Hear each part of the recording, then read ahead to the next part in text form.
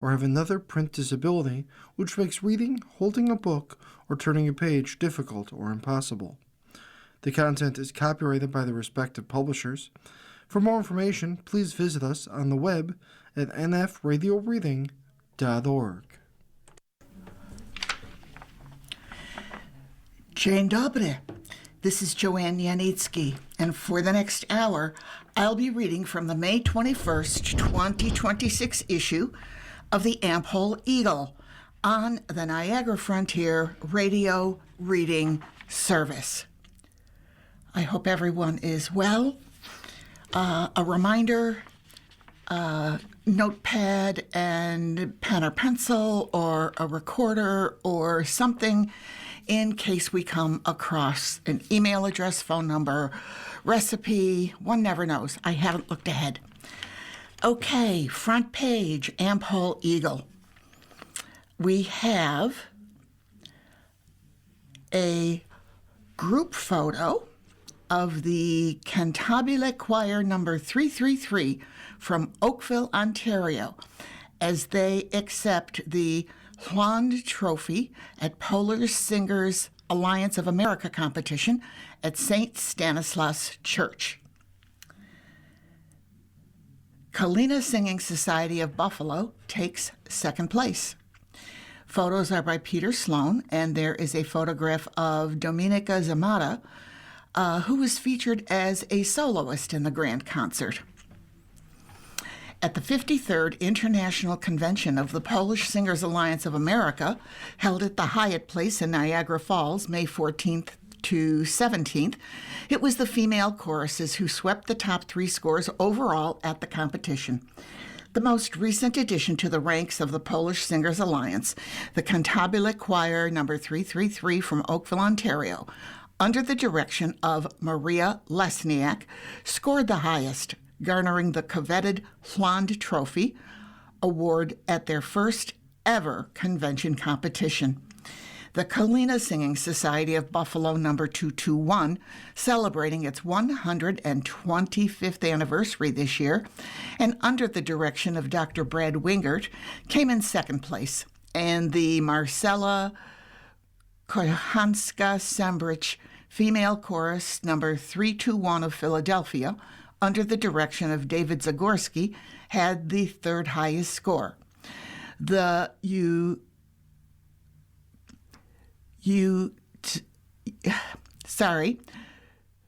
Uchenska Singing Society number 226 also participated in the competition and came in fourth in the female chorus division.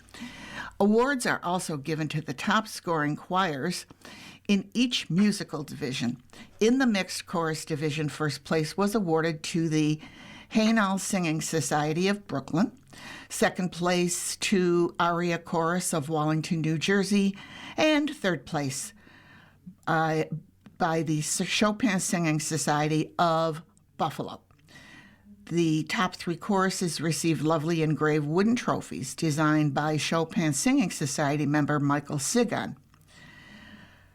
Fourth place was awarded to Symphonia Choir of Hamilton, Ontario, who are celebrating their 75th anniversary this year. The highlight of the weekend event was the Mass and Concert held at St. Stanislaus Bishop and Martyr Church in Buffalo on May 17th. Father Mariusz Dimek was the celebrant, and the Chopin and Kalina Singing Societies led the singing under the direction of Dr. Brad Wingert, joined by the talented Polish operatic soprano Dominika Zamata, who was in the United States for an 8-concert tour, concluding her tour in Niagara Falls, Buffalo. She joined the choruses for a few of the hymns, especially the beautiful Regina Celli by Louis Lambiot, where she sang the solo part, echoed by the choirs. The grand concert also featured Zamara as a soloist, a graduate of Wrocław University of Music and the Verona State Conservatory. She made her opera debut in 2010. She has outstanding vocal qualities, dynamic stage presence, and versatility in multiple musical genres. She was rewarded with resounding applause and was awarded an honorary membership to the Polish Singers Alliance for her work in promoting Polish music around the world. During her stay, she noted that she is particularly fond of the music of composers Henryk Górecki and Witold Lutosławski. She acted as one of the judges of the competition, joined by Rasa Steligin and Karen Swietlik-Schmid. While her stay was brief, she did visit the falls as well as Buffalo's downtown and waterfront. The concert began with the national anthems of Canada, Poland, and the United States, as well as the traditional Gaude Mater Polonia, a medieval hymn which was sung at the coronation of Polish kings and inaugurates the academic year at many Polish universities. Also featured were the top-scoring choirs in performances of their optional competition pieces, the full ensemble of female and mixed choruses performing their compulsory competition song, and the full choral ensemble in a magnificent performance of pieces related to America's 250th anniversary. The Polish Singers Alliance of America, founded in 1889, is the oldest Polish-American cultural organization and is an umbrella organization of Polish choirs across the United States and Canada, holding tri-annual conventions and joining together by area districts for other events. District 9, who hosted this event, covers Western Pennsylvania and New York, as well as choirs across Canada. A fine job by all. Now, there is a photograph which I believe to be broken shards of some sort of pottery. The photo credit is Miron Bogacki, and the caption reads, "Fragments of bell beaker vessels from ritual objects in Suprash." Ancient beer traces found in 4,500-year-old vessels in northeastern Poland. Scientists from the University of Warsaw and Lodz University of Technology have identified what they say are the earliest chemical traces of fermented alcoholic beverages in northeastern Poland, after analyzing 4,500-year-old ceramic vessels linked to the bell beaker culture. The findings, published in the journal Archaeometry, are based on fragments of 13 ceramic vessels discovered at archaeological sites in Suprash in the North Podlasie lowland and Krzeszu in the Masovian lowland. Researchers said the vessels were associated with ritual practices characteristic of the bell beaker culture. Scientists identified organic compounds of animal and plant origin preserved in the ceramic material, including lactic acid, acetic acid, and azelaic acid, which naturally occur in wheat and barley. The analysis also detected metabolic products of bacteria and yeast, indicating fermentation processes. Quote, "Findings indicate that at least 9 vessels once held fermented alcohol beverages resembling beer or more complex fermented mixtures, such as Nordic grog. These findings represent the earliest chemical traces of fermented alcohol beverages in this region, dating to the second half of the 3rd millennium BCE," the researchers wrote in the publication. The study also identified biomarkers linked to grain processing, including azelaic acid and plant sterols, suggesting the use of cereals such as wheat or barley, fruits, and possibly rosins used to preserve or flavor beverages. Researchers said the apparent use of wheat and barley is significant because the oldest known evidence of cereal cultivation in the region dates to the late Bronze Age. quote, "This suggests the possibility of importing raw material for alcohol production from other regions where cereal cultivation was already well developed. This indicates the existence of a network of contacts and exchanges, which is also confirmed by sources from other sites in the region," authors of the paper report. The bell beaker culture emerged between 4,000 and 5,000 years ago in Western Europe and the Iberian Peninsula before spreading into Central Europe. It is known for its distinctive bell-shaped pottery. Researchers said the discovery suggests alcoholic beverages may have played an important role in funerary and social rituals associated with the culture, as seen elsewhere in Europe. Similar organic compounds were also identified in a vessel fragment from the later Chignetz culture, suggesting the tradition of consuming fermented beverages may have continued in the region into the early Bronze Age. Well, I'm thinking that certainly has something to do with Poles' love of beer. Just saying. Okay, Polish news bites. Poland reassesses security ties after U.S. troop decision.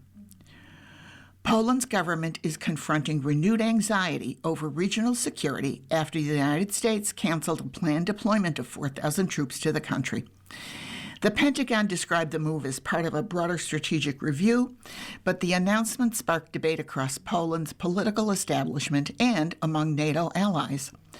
Prime Minister Donald Tusk sought to calm public concern, insisting that Poland's alliance with Washington remains strong, despite growing uncertainty over American military commitments in Europe. The issue carries particular weight in Poland because of the continuing war in neighboring Ukraine and fears of escalating Russian aggression. Warsaw has become one of NATO's most militarized members and plans to spend nearly 4.8% of GDP on defense in 2026, one of the highest levels in the alliance. Tusk emphasized that Poland would continue strengthening its armed forces regardless of changes in U.S. deployments. Opposition figures criticized the government for failing to secure stronger guarantees from Washington, while some analysts warned the troop cancellation could embolden Moscow. NATO officials, however, publicly downplayed the decision, saying the alliance's eastern flank remains fully protected. This is your reader. On the way into the studio today, I heard that the removal of 4,000 troops, or the rescinding of 4,000 troops being sent to Poland, President Trump has changed his mind. And so they are sending 5,000 troops now. So this story, while certainly it was a concern, has changed. Poland tallies highest growth in ultra-wealthy people. Knight Frank, a global real estate consultancy, in its most recent wealth report, examined the growth in the number of ultra-high net worth individuals between 2021 and 2026 in the 44 countries that currently have at least 500 such individuals. In that period, Poland's population of ultra-high net worth individuals rose by 109.2% over that period, from 1,442 to 3,017, the highest growth rate in the world. It is on track in the next 5 years to have the second highest growth rate of billionaires. An ultra-high net worth individual is defined as a person with a net worth of at least $30 million, or 108 million zloty. In comparison with other European countries, Poland's total of ultra-high net worth individuals remains smaller than that of Germany, France, Italy, Sweden, and Denmark. Rzeszpospolita Pospolita, the Polish daily newspaper, last year reported the number of people in Poland with assets exceeding 4 million zloty, or 1.1 million, has doubled in the last decade from around 50,000 to 100,000. Polish research agency CBPS has noted that the proportion of people in Poland who say they are financially comfortable has this year risen to a record high of 39%. Let's take our first break. You are listening to a reading of articles and features from the Am-Pol Eagle on the Niagara Frontier Radio Reading Service.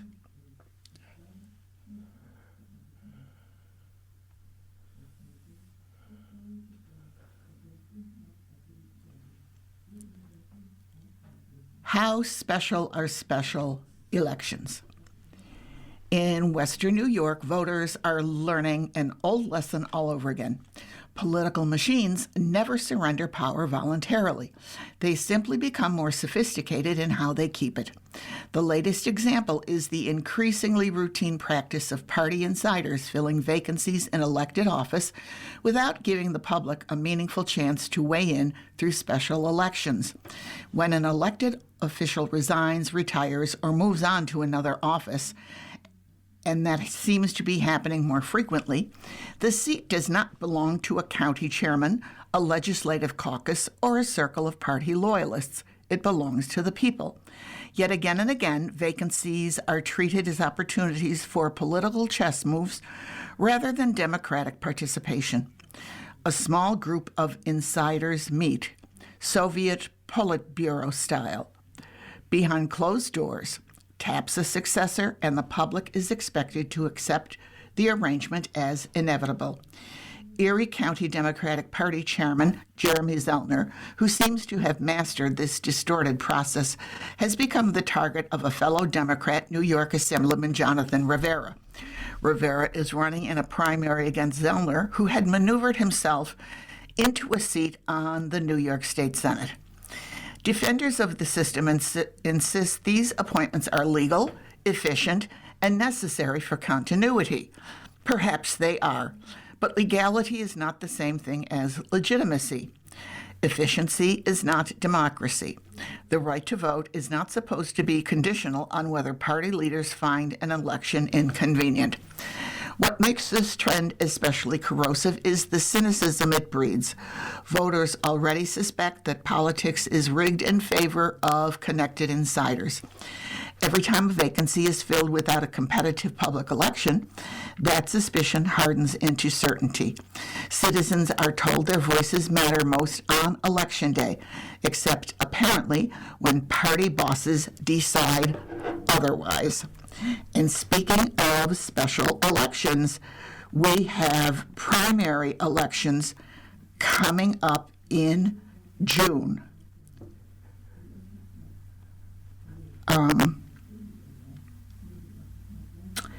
It would be Tuesday, June 23rd is the actual election day, but there is early voting before then. You can go to the Board of Elections website or call the Board of Elections, and I apologize, I don't have the phone number memorized, to find out more details. So if you want to pick who you'd like to see running in November, this is your chance. Okay.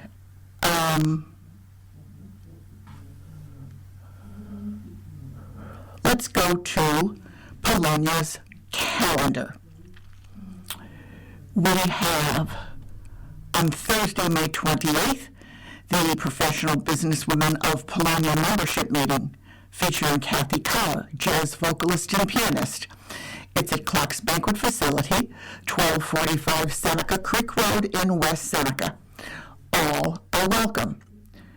For reservations, phone number 716-725-7096. Again, 716-725-7096. Sunday, May 31st is the deadline for the 2026 Derek Kacharovsky Memorial College Scholarship deadline. Contact Jim Kacharovsky, and we have an email and a phone number. Email first, jekaz@yahoo.com. Again, jekaz@yahoo.com. Or 716-864-4642. 716-864-4642. On Sunday, June 7th, Sgraffito and Sonata, featuring talented young people, including the Charles Radomski, winner of the 2025 Polish Arts Club Scholarship, and more. Assumption Church, 435 Amherst Street in Buffalo, New York, 2:30 p.m. start, free will offering. Sunday, June 7th, Kalina Singing Society luncheon celebrating its 125th anniversary. It's at the Creekside Banquet Hall on Union Road, 1 p.m. Tickets are $70. Call Caroline Norberg, phone number 716-867-3161. Again, 716-867-3161. Sunday, June 7th, Corpus Christi Procession, East Buffalo Family of Parishes, afternoon Mass at St. Stanislaus Church in Buffalo to Corpus Christi Church, stopping at 4 outdoor altars. Reception in the Sears Street Social Center following Mass at Corpus Christi. Thursday, June 11th, Polish Genealogy Society of New York State meeting. Publishing the Family History, The Process and the Details by Jerome J. Biedny at Erie One Bosse's, 355 Harlem Road, West Seneca, New York. That runs from 7 to 9 p.m. Saturday, June 13th, New Orleans Jazz Mass.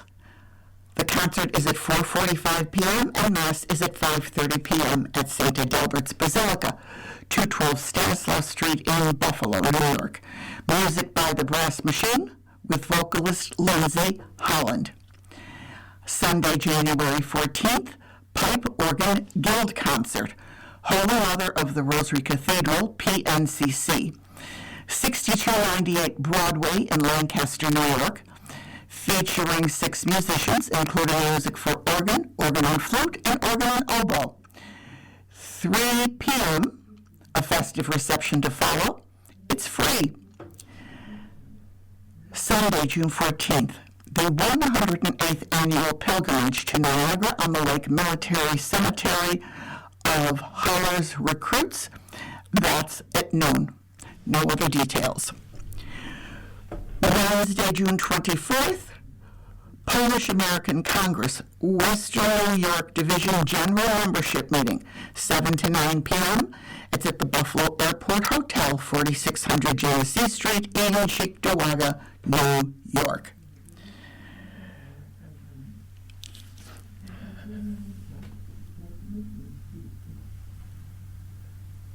There is a photograph.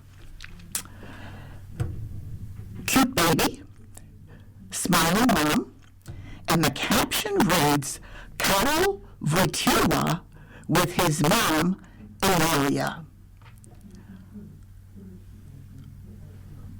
And the headline reads, what if JP II had not been born? The newest episode of the Polish-American program features the story of how the future St. John Paul II's mother was counseled not to give birth to her son. The episode can be heard anytime at polishprogram.com. It includes Polish music, bits of Polish history, and the newest Polish lesson with Pan Madek. The program can also be heard live every Saturday at 11 a.m. Eastern Time at AM 1440 or online at webrradio.com. That's got to be an interesting story. Okay, Buffalo. Buffalo welcomes stranded Polish soldiers back to the United States. This is by Carl L. Buckeye, My Travels Through Polonia. Next Monday, patriotic Americans will celebrate Memorial Day. Since at least the end of the First World War, the Polish community and its veterans have joined annually on this holiday to honor the sacrifices of soldiers who died in service to their country.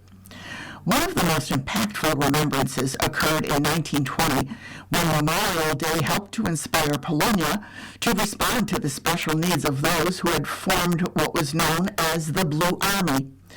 During World War I, more than 13,000 Americans of Polish descent volunteered to serve in a Polish army that trained at Niagara-on-the-Lake in Ontario. These recruits included 592 residents of Buffalo, as well as other Poles living elsewhere in western New York. Known by the color of its uniform, the Blue Army served with distinction under Allied command. When the war ended in November of 1918, most of these men were then called into service for the newly created Polish state. By 1920, however, many desired to return to the United States. The problem was that they were never a part of the American armed forces. At that time, Poland was at war with Russia and lacked the resources to transport the soldiers back across the Atlantic. Thousands of these men were stranded in Europe with no apparent means to return home. In March of 1920, Congress enacted special legislation to allow Blue Army veterans to use American military transports for their return to the United States. An initial group of 33 soldiers disembarked at the Lehigh Valley Depot in Buffalo on April 23, 1920. Upon learning of their anticipated arrival, the Polish community quickly organized a celebration. Polish residents of Black Rock formed a convoy of motor vehicles to take the soldiers to Am-Pol Hall. According to the Buffalo Evening News, the returnees and their families were then given a royal reception. Such a reception was then repeated over subsequent weeks as other groups of soldiers completed their long journey home. Western New Yorkers of all backgrounds soon joined in recognizing the valor of returning Polish soldiers. For example, on May 8, 1920, the Buffalo Inquirer published the following editorial, quote, "Buffalo welcomes heartily the soldiers of the Polish Legion enlisted in the United States who have returned to their former homes. Buffalo welcomes these men because they were good soldiers and have the qualities which make good citizens. They were volunteers. They entered the Polish ranks in response to the prompting of patriotism only. Poland had no power to reach across the sea and draw these men from their comfortable homes to the hardships and perils of war. Had they so chosen, they might have remained snug and safe. They chose service and sacrifice. Another point that increases appreciation is that these men have come back to us. They loved Poland enough to fight for her in distant fields, but they love America so much that they return after doing their bit in freeing Poland. Their return is a high compliment to the United States of America." End quote. Over the course of 1920, multiple detachments of Blue Army veterans arrived in western New York. For example, after the initial group on April 23rd, 3 soldiers returned to their homes in Niagara Falls on April 24th. 65 soldiers detrained in Buffalo on May 7th. 56 men came home on May 28th. 40 more reached Buffalo on June 24th, and another 63 veterans arrived on July 27th. Each return became a cause for celebration. In Buffalo, the soldiers were feted at Am-Pol Hall and at Holy Mother of the Rosary Church Hall. Leaders of Polonia recognized that the soldiers needed something more than just a party. One of these leaders was Dr. Francis E. Franczak, the health commissioner for Buffalo, and himself a distinguished veteran of the United States Army. On Friday, May 28th, Commissioner Franczak requested assistance from the Buffalo City Council. In his presentation, Franchak explained that many of the Blue Army veterans were returning without any clothing other than their old uniforms. They had received only meager salaries for their services, and many had few, if any, financial resources. The city government responded with compassion. In its edition for May 29, 1920, the Buffalo Inquirer reported that veterans of the Polish Legion, quote, will be welcomed home in suitable fashion under authority voted by the council yesterday. Health Commissioner Franchak and a committee of Polish citizens were authorized to hire a band, provide dinners, and see that the returning soldiers are suitably lodged until they make connections with their friends. End quote. This year, Memorial Day offers another opportunity to honor all who have died during the course of military service to America. As in 1920, our expression of appreciation can extend also to all of our veterans who have served this nation with distinction. Let's take our next break. You are listening to a reading of articles and features from the Am-Pol Eagle on the Niagara Frontier Radio Reading Service. A little note from Rochester. PHSR plans Polonia picnic. Members and friends of Polish Heritage Society of Rochester are cordially invited to its Polonia picnic on the St. Stanislaus Parish grounds, 1124 Hudson Avenue, Rochester, New York, on Sunday, June 28, 2026 at 12:30 p.m. The picnic will be held outdoors. In the event of rain, it will be in the auditorium. Lunch will be served, and there is no cost to attend. If possible, organizers ask that you bring a dish to pass. Meet up with old friends and spend time with PHSR members. If you are able to attend, email Dorothy Stick, the president of the Polish Heritage Society of Rochester, at, here's the email, dorothy.stick, S-T-Y-K, at gmail.com. Dorothy.stick, S-T-Y-K, at gmail.com. Zach to discuss the future of cemeteries. Author and retired radio news journalist John Zach will give a talk entitled What Will Become of Our Cemeteries at the Cazenovia Neighborhood Library, 155 Cazenovia Street, Buffalo, on Tuesday, June 9th, 2026 at 6:30 p.m. The event is free and open to the public.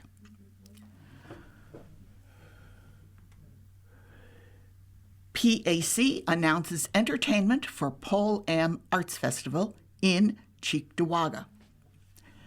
There is a small black and white photograph,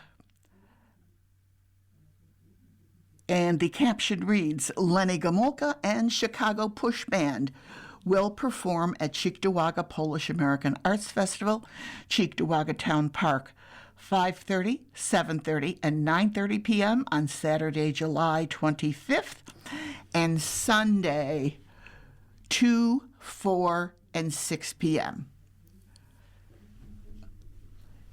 The Polish American Congress Western New York Division, in collaboration with the town of Cheektowaga, have announced the 46th Annual Polish American Arts Festival will be held at Cheektowaga Town Park, 2600 Harlem Road on July 24th, 25th, and 26th, 2026.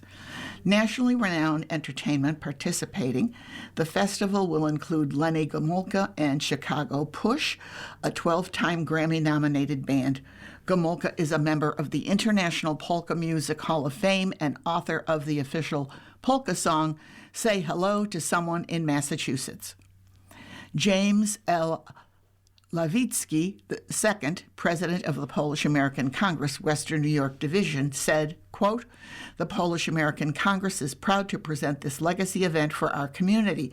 It is a highlight of the summer season and a wonderful opportunity to showcase the richness and vibrancy of Polish culture. We warmly welcome everyone to attend, end quote. A cornerstone of Western New York cultural calendar for nearly 5 decades, the Cheektowaga Polish-American Arts Festival was founded in 1979, following the encouragement of then New York State Governor Hugh Carey. Since its inception, the festival has become a beloved summer tradition for the region's Polish-American community and beyond. As the area's oldest, largest, and most authentic Polish cultural event, the 3-day festival offers a vibrant celebration of Polish heritage. Attendees will experience traditional folk arts, crafts, authentic Polish cuisine, live music, dance performances, cultural demonstrations, exhibits, and educational lectures. This year's entertainment lineup features an outstanding roster of performers. In addition, we talked about Lenny Gomulka and the Chicago Push, and in addition, polka country musicians will play. John Gora and the Goral, Pan Franek and the Polka Towners, the Concertina All-Stars, 7, New Direction, Special Delivery. Admission to the festival is free and open to the public. So mark your calendar, Friday, July 24th, Saturday, July 25th, and Sunday, July 26th. Polkas on tap. Let's see what we've got here. You can practice your polkas before the big polka festival in Cheektowaga Town Park. We have Sunday, June 14th, Welcome Summer Polka Dance. It's at Potts Banquet Hall, 41 South Rossler, 3 p.m., $10 at the door, 14 and under free. If you need a table reservation, you can call 716-826-6575. Again, 716-826-6575. New Direction Polka Band will be playing. Wednesday, June 17th, Polka Boosters Meeting, Polish Falcons, 445 Columbia Avenue in Depew, New York. At 7:30 p.m., Special Delivery will be playing. Tuesday, August 18th, Erie County Fair in Slade Park, 1 to 4 p.m., the New Direction Polka Band will be playing. And Saturday, August 29th, the Infant of Prague Summerfest, 921 Cleveland Drive in Cheektowaga, 2 to 5 p.m., the New Direction Polka Band.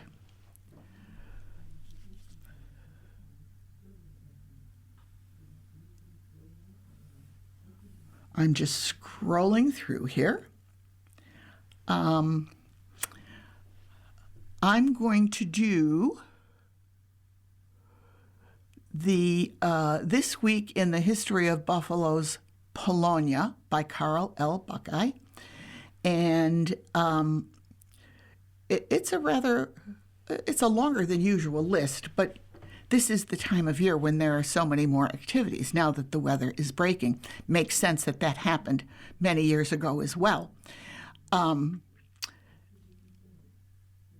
I'm slow in going through this only because these are not posted chronologically, unfortunately. So I'm kind of do a quick go through and figure out which happened the latest and so on and so forth. So bear with me here. But it appears that 1883 is our earliest activity, and May 27th, 1883, ceremonies to lay the cornerstone for the edifice that still serves as the Church of St. Stanislaus in Buffalo, New York. May 25th, 1896, incorporation of the Polish Library Association, an organization commonly referred to as Czytelnia Polska.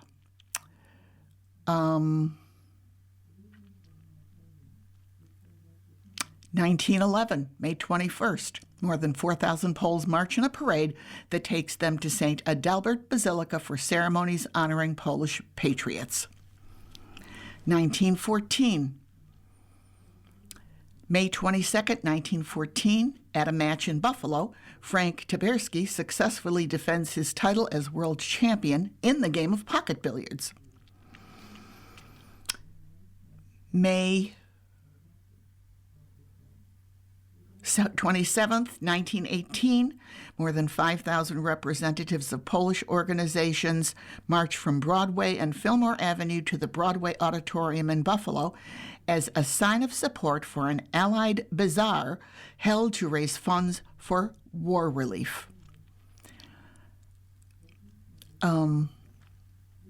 May 22nd, 1927, the Felician Sisters break ground for a new provincial headquarters, chapel, and high school on Dote Street near Pine Ridge in Cheektowaga, New York.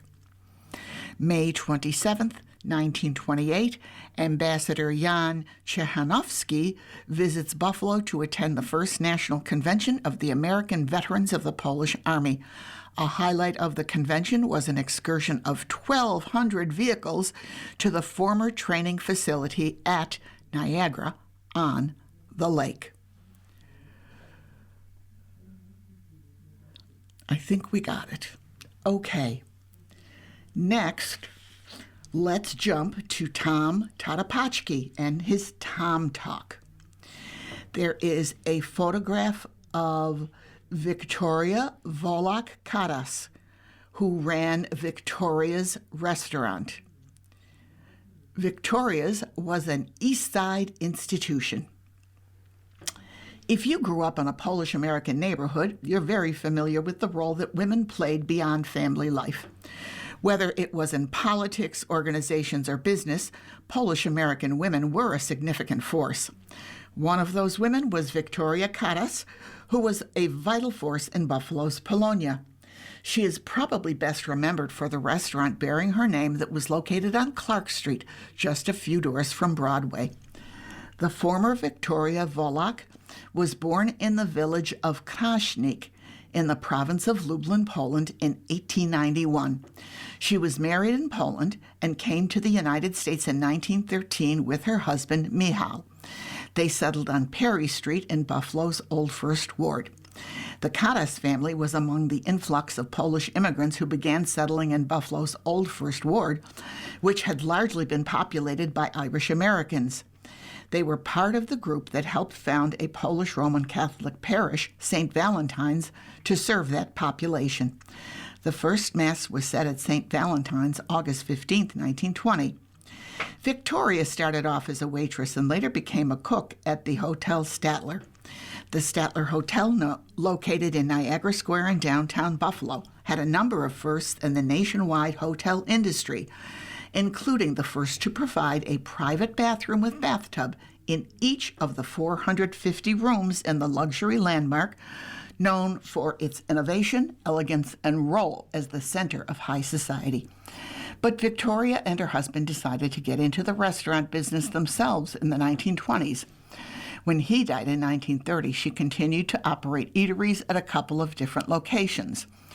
One of them was Warsaw Restaurant, located at 222 Gibson Street, that she opened in 1944. Later, Mama Karas opened Victoria's Restaurant at 251 Clark Street near Broadway. It was a modest wood frame building that from the outside looked like any other house in the neighborhood, tucked away from the vibrant commercial activity of the Broadway Market and the Broadway Fillmore Business District. Still, it grew a steady clientele and gained a great reputation for good food, pleasant atmosphere, and reasonable prices.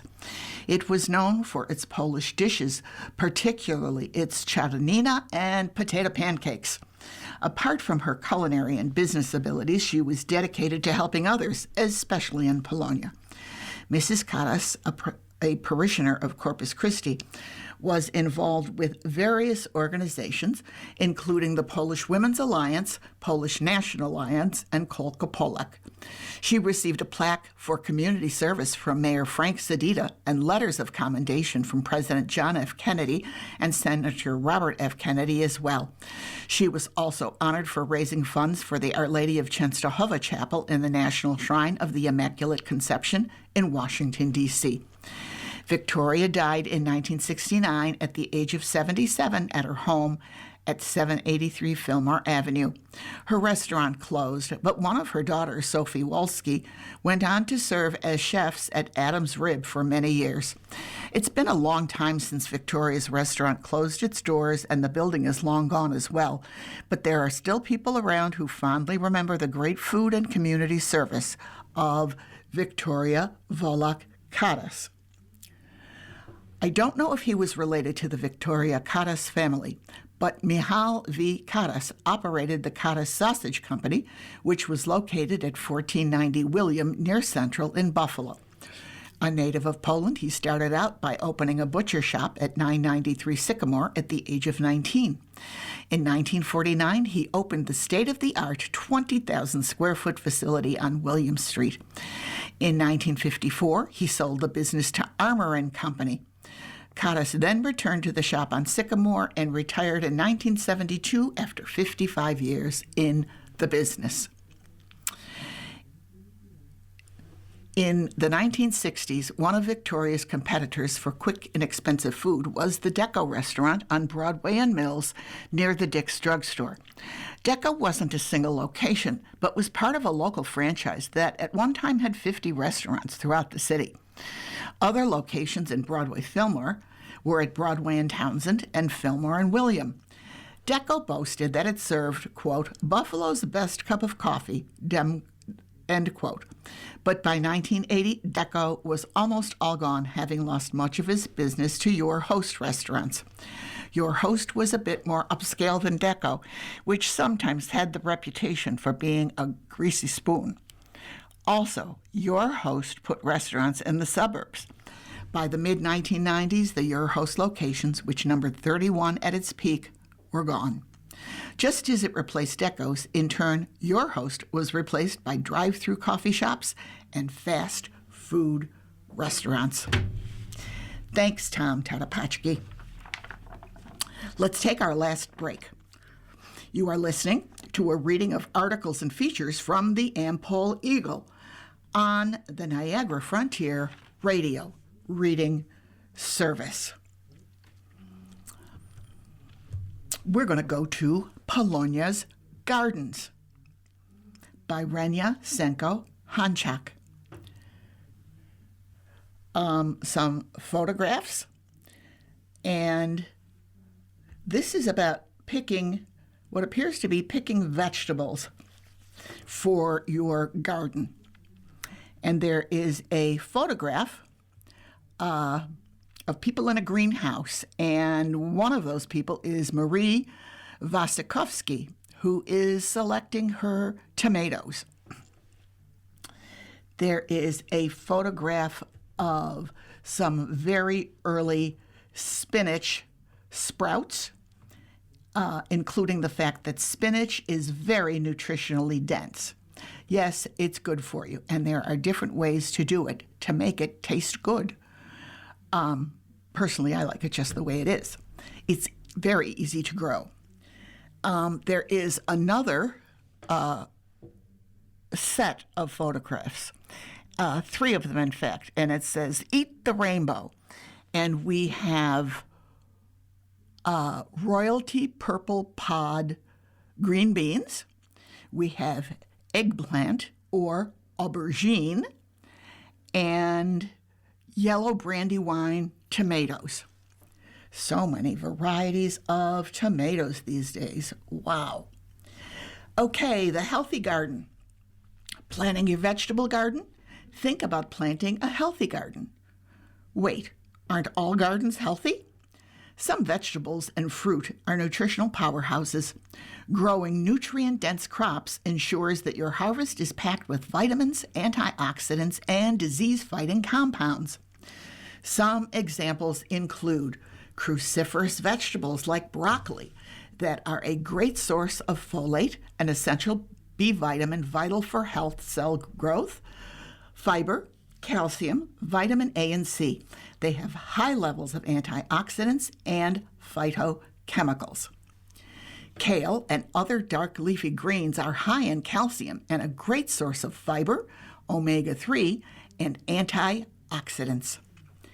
Alliums like garlic and onions benefit the immune system. Spinach is one of the most nutritionally dense vegetables. This is interesting. Bell peppers have 3 times more vitamin C than any citrus. Who knew? Green beans are a good source of plant protein, soluble fiber, and flavonoids. Tomatoes have high levels of lycopene.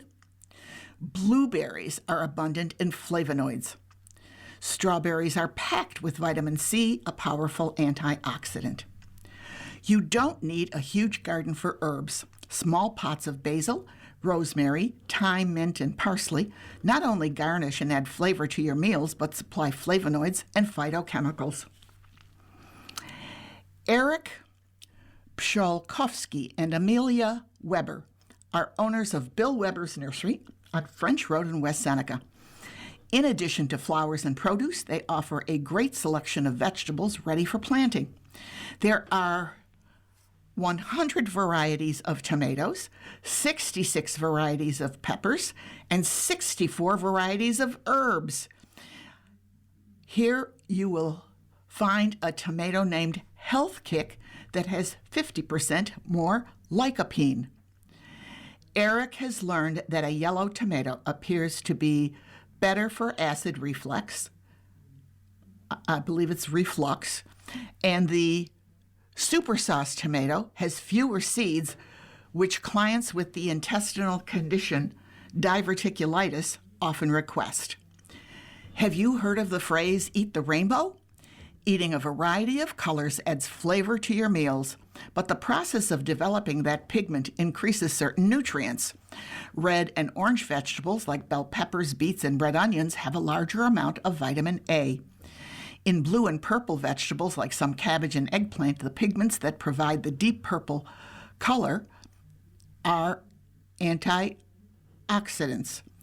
To grow wholesome food, it is essential to have healthy soil.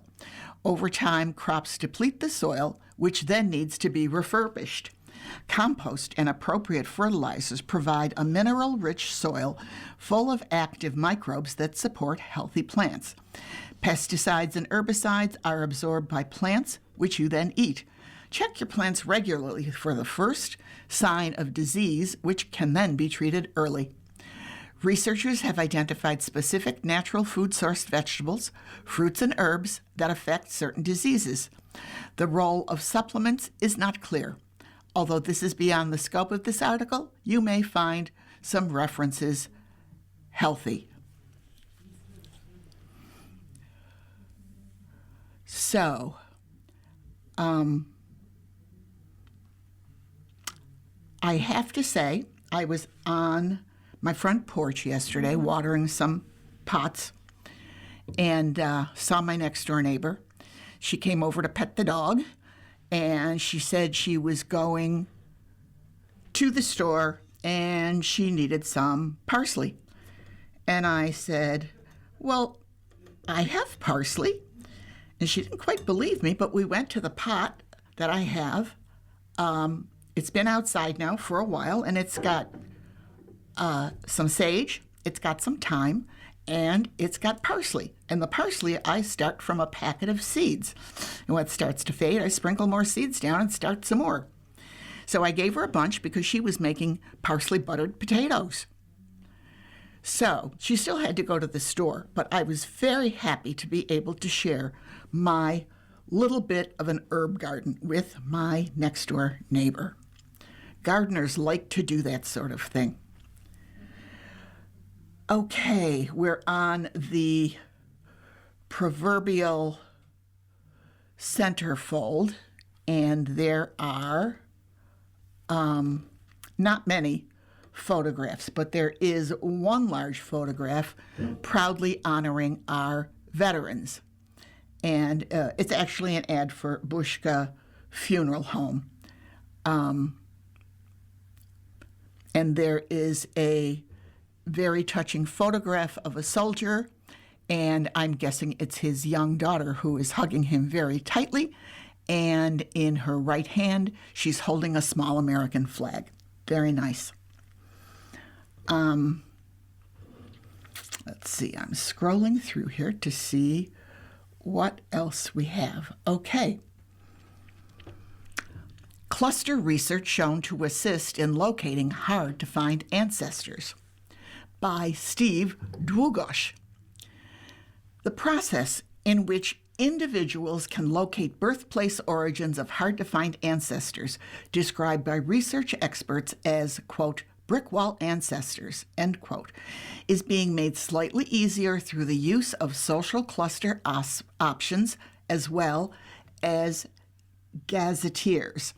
These items were outlined during the May 14th meeting of the Polish Genealogical Society of New York State.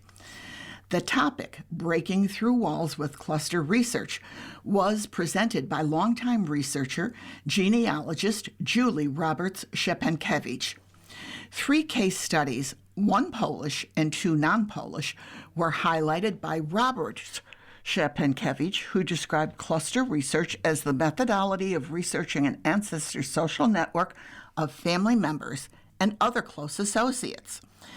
Examples of fans, that's friends, associates, and neighbors, in various historical records, were also presented. She said cluster research looks into ancestors whom searchers have little to no information on. Fans are said to include extended family, some of whom Roberts-Szczepankiewicz stated can have information found through passenger manifests of those emigrating to the U.S. from Poland. Other fans include godparents, marriage witnesses, residential neighbors found in a census or otherwise, cemetery neighbors, deceased and indicated on gravestones, character witnesses at naturalization ceremonies, sponsors named on passenger manifests, business partners, and grantors or grantees on land transactions. Quote, godparents tend to be emotionally or spiritually close to a family, Roberts-Szczepankiewicz said. Case studies tend to use a social network, end quote. The great-grandmother of Roberts-Szczepankiewicz, the late Veronika Grzeszak, was one such research target discussed. She was born between 1878 and 1880 in the Russian-inhabited Polish state, eventually emigrating to Buffalo with family members before passing away in 1940. Roberts-Szczepankiewicz said cluster research conducted on her siblings found various items on the passenger manifest, which was also not entirely accurate, as taken in by intake workers. A period gazetteer depicted Kingdom of Poland in Russian partitioned background, with the name Kovaleva depicted, though perhaps slightly deviating from its actual spelling. Quote, Polish language exhibits a high degree of language inflection, Roberts-Szczepankiewicz said, though later noting that Irish and other ethnic backgrounds also contain such variations in spelling. She continued, but it's easy peasy to get around those linguistic issues. You always have to be careful with finding exact birthplaces sought, as people tended to just ballpark birthplaces to that of big cities nearby, end quote.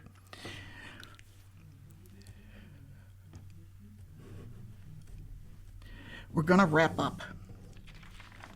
You've been listening to a reading of articles and features from the May 21st, 2026 issue of the Am-Pol Eagle. We read from the Am-Pol Eagle every Saturday at 3 p.m. Your reader has been Joanne Janitsky. Thank you for listening. Do widzenia. Coming up next in the Niagara Frontier Radio Reading Service, we have the Island Dispatch. Following that, at 5 o'clock is the Lockport Union Southern Journal, and at 6 o'clock, we have the Jamestown Post-Journal. Stay with us for these readings and more. If you're listening to this publication online, you're probably using our website, a podcast player like Spotify or iTunes, a streaming service like Siro, or a smart speaker. Did you know that we now have a dedicated app that can be downloaded to any mobile device, like a smartphone or tablet, for free? App users can conveniently access our live stream and any episode of our podcast easier than ever. To download the app, just type NFRRS in the search window in the Apple App Store or in the Google Play Store.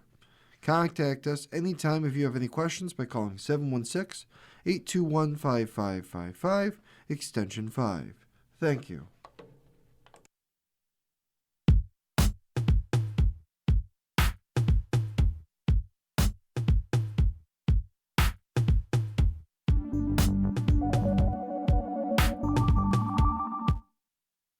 The following program is intended for listeners who are blind, have low vision, or have another print disability, which makes